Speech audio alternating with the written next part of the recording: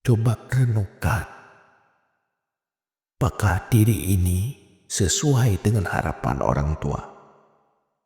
Orang tua ingin anaknya jadi penghuni surga. Anak mati robih urung cik melahirkan anak yang jadi penghuni neraka.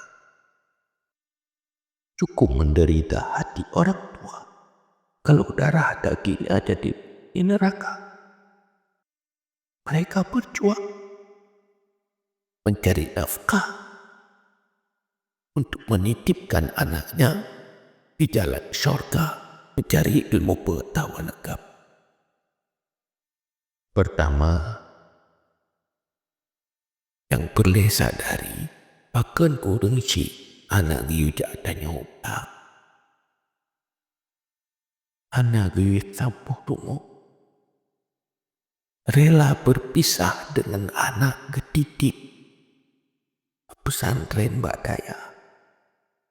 Hanya berharap supaya darah dagingnya jadi penghuni surga. Berharap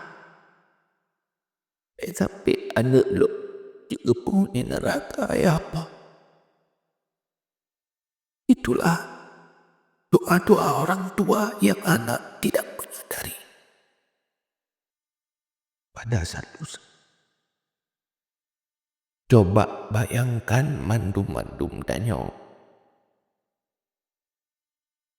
yang manteng na urang si gambarkan direnungi saat-saat berpisah dengan orang tua untuk selama-lamanya. Saboh saat emak ngenikah kan kekubatan waktu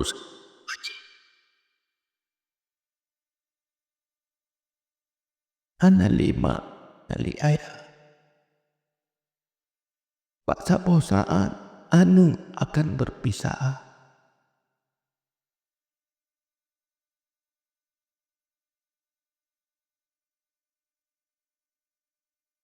Buku saatnya anaknya anak berguna bagi orang cik.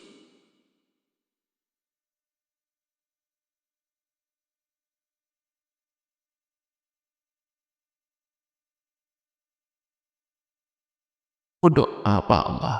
Ya Allah, lo menjadi anak yang beruntung bagi mak, beruntung bagi ayah. Ya Allah, lidahnya menjadi penyebab bagi keampunan dosa orang tua. Selalu memohon ampunan dosa orang tua.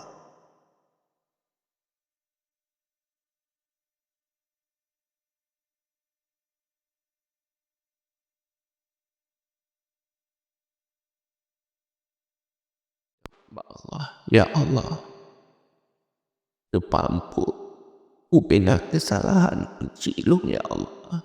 Dan pemaaf dosa. Berdoa, semoga malamnya orang ciptanya bersih dari dosa dan pemaaf ya Allah. Mohon dan pemaaf ya Allah. Dosa dan kesalahan mak, dosa kesalahan ayah. Mohon Allah.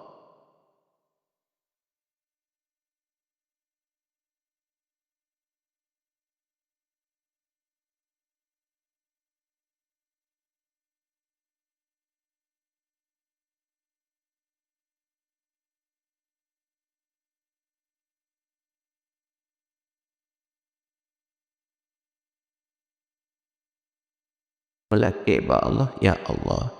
Pada dirinya seluruh dosa orang cilun bersih ya Allah. Dan pemaaf mandu.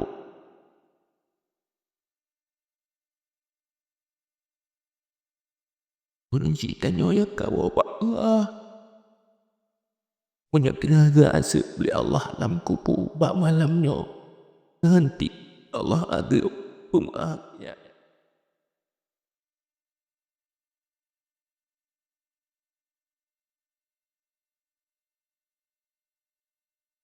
tolong bantu dia mendoa kunci ayah yang dalam kuburan di nedeng masalah. Tolong doa Allah, doa juga ke almarhumah Bunda Muzamin, mampun dosa.